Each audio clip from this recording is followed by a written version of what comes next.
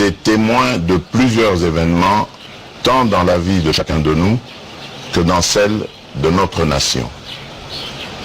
2019 a été l'année de la première alternance pacifique au sommet de l'État depuis notre indépendance.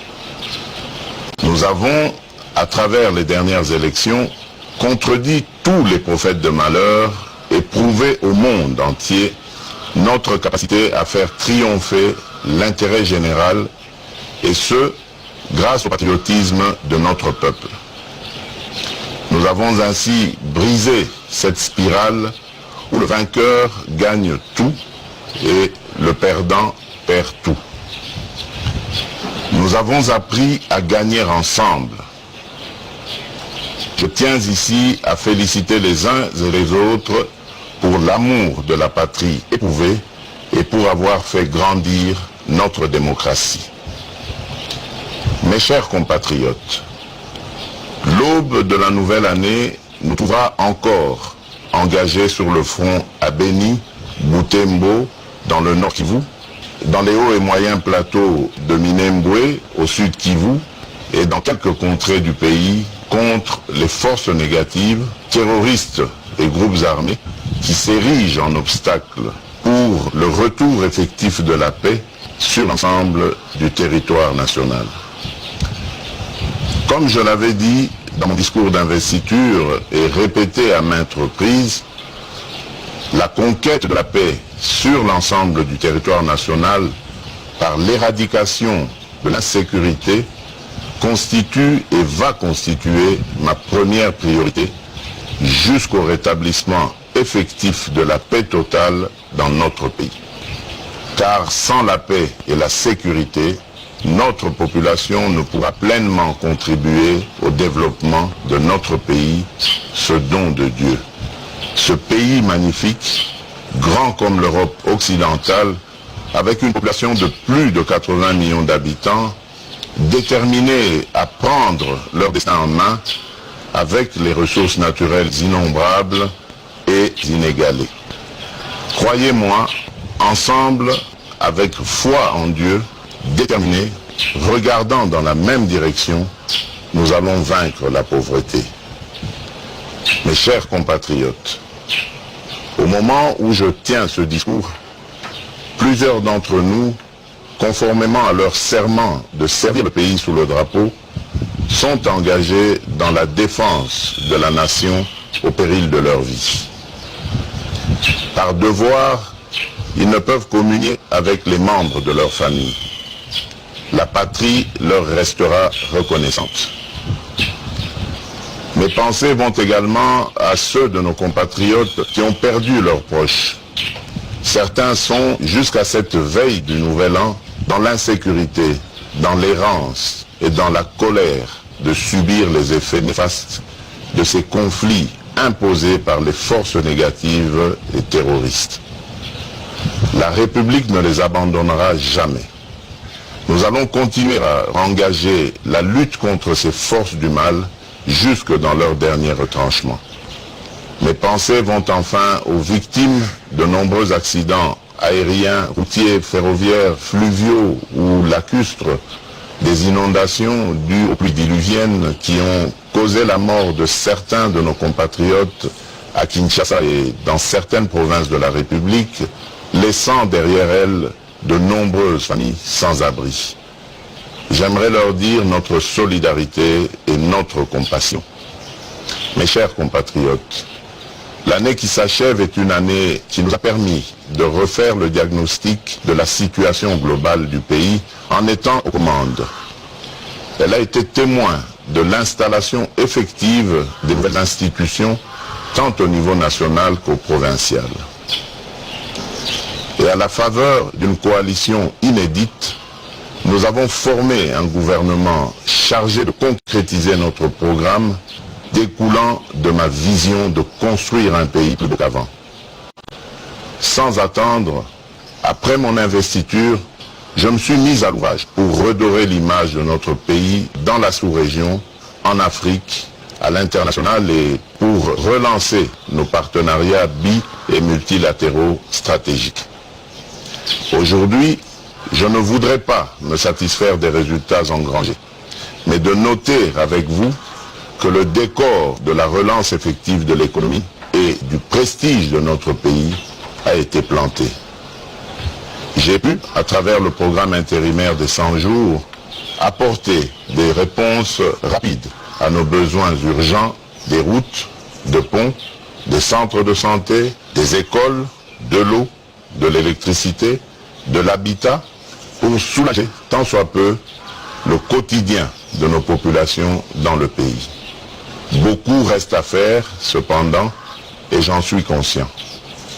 J'ai décidé et amorcé la mise en œuvre effective de la gratuité de l'enseignement primaire telle que le stipule notre Constitution. C'est une réforme que j'entends personnellement suivre pour le bien de nos enfants, notre fer de lance. Au-delà du défi de la gratuité, je me suis engagé avec le gouvernement à veiller à l'amélioration de la qualité du programme, la formation continue des enseignants, ainsi que leur prise en charge. Les discussions engagées entre mon cabinet, le ministère de l'enseignement primaire, secondaire et technique, les représentants des écoles conventionnées catholiques et les autres ont permis au gouvernement de programmer la paye des enseignants dits non payés et des nouvelles unités à partir du mois de janvier 2020. Ceci pour éviter que la mise en œuvre de cette réforme puisse porter atteinte à notre système éducatif. J'entends également veiller à la formation dans nos universités en vue de créer une adéquation entre notre système de formation et les exigences de notre marché. C'est ici l'occasion de rendre hommage à nos enseignants et à nos professeurs d'université qui préparent notre armée du futur, la jeunesse congolaise. Je sais que leurs conditions, tant sur le plan du travail que du social, ne sont pas les meilleures. Nous y apporterons des solutions idoines à l'issue des états généraux de l'enseignement universitaire et supérieur que j'entends convoquer au cours de cette année qui vient. Je remercie aussi les parents qui ne cessent de consentir des sacrifices pour une meilleure formation de nos enfants. Mes chers compatriotes, notre pays célébrera en 2020 ses 60 ans d'indépendance. L'occasion me semble bien appropriée pour nous interroger, revisiter le chemin parcouru et envisager des perspectives meilleures. Au regard de l'état des lieux actuel, il me paraît urgent de nous remettre en question sur le modèle de la nation que nous voulons construire. Nos pères de l'indépendance ont toujours rêvé de construire une puissance économique au cœur de l'Afrique, assise sur des valeurs d'amour, de tolérance et de partage. J'invite chacun de nous à réfléchir et à apporter sa réponse dans la concrétisation de ce rêve. C'est ainsi que j'ai décrété 2020 l'année de l'action. Le mot action définit au mieux le leadership que j'imprime depuis mon arrivée à la tête de notre pays. Car sans elle, nos discours politiques seraient dépourvus de tout sens. J'entends instaurer un nouveau système de gouvernance dans notre pays. Et dans cette œuvre commune de reconstruction, nous devons travailler de manière à éviter le piège de la routine. Nous devons être constamment à la recherche de solutions innovantes et rapides pour répondre à nos priorités. C'est ce que j'entends par le changement. Mes chers compatriotes, le moment est venu de cesser les hommages aux potentialités et convoquer l'action transformatrice pour répondre efficacement aux multiples besoins de notre population, de l'Afrique et du monde. Car notre pays représente plusieurs réponses aux défis de l'humanité. Dans ce cadre, dans un esprit de cohésion nationale, avec l'implication de toutes les institutions, chacune dans ses prérogatives et à l'accompagnement de notre peuple, nous parviendrons à relever ces défis et à léguer à la postérité un pays compétitif. J'attends du gouvernement des mesures d'application pour la mise en œuvre effective des actions abordées dans mon discours sur l'état de la nation, prononcé le 14 décembre dernier devant les deux chambres du Parlement réunies en congrès. À ce propos, j'ai instruit la transmission du Premier ministre du tableau de bord reprenant toutes ces actions pour leur réalisation. Je n'ai pas besoin de rappeler ici que ces actions constituent des réformes profondes que j'entends réaliser dans les différents secteurs de la vie nationale. Toutes ces actions ne peuvent réussir sans un changement profond de mentalité. Ceci exige un engagement personnel et collectif dans la poursuite de l'intérêt général. Aucun pas décisif ne peut s'accomplir sans sacrifice. Nous devons apprendre à renoncer aux satisfactions immédiates pour des réponses pérennes et durables. Mes chers compatriotes, en tant que votre capitaine dans ce défi pour la reconstruction, je vais m'assurer de créer les conditions pour que chacun de vous puisse, avec son talent et dans sa sphère de compétences, jouer activement son rôle. À intervalles réguliers, je ferai des évaluations de l'action du gouvernement pour m'assurer de l'atteinte des objectifs décrits dans le tableau de bord vous présenté. Des sanctions positives et négatives s'en suivront. Dans ce cadre, le Parlement et la justice sont invités, chacun en ce qui le concerne, à user de leurs prérogatives respectives sans entrave aucune. Ils peuvent compter sur moi. La redevabilité sera un critère clé de l'appréciation de l'action des membres du gouvernement et des mandataires publics. L'efficacité devra être le leitmotiv de leur action. Mes chers compatriotes, l'année 2020 s'ouvre sur des notes positives. La bonne gestion du programme intérimaire des 100 jours, financé sur fonds propres, la gestion rigoureuse des finances publiques et la bonne tenue du cadre macroéconomique nous ont permis d'obtenir un satisfecit du Fonds monétaire international avec à la clé un programme de référence de 6 mois assorti d'une facilité rapide de crédit, FRC, de 368 millions de dollars américains.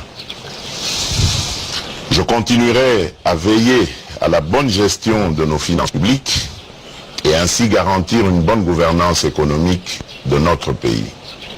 Mes chers compatriotes, les projets élaborés par notre gouvernement, les engagements pris par nos partenaires nous permettront d'améliorer les conditions de vie de nos populations et à donner du travail à nos jeunes.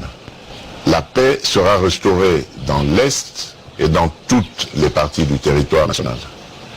La stratégie mise en place conduira sans conteste à ce résultat, j'en suis fermement convaincu. Je crois au génie congolais.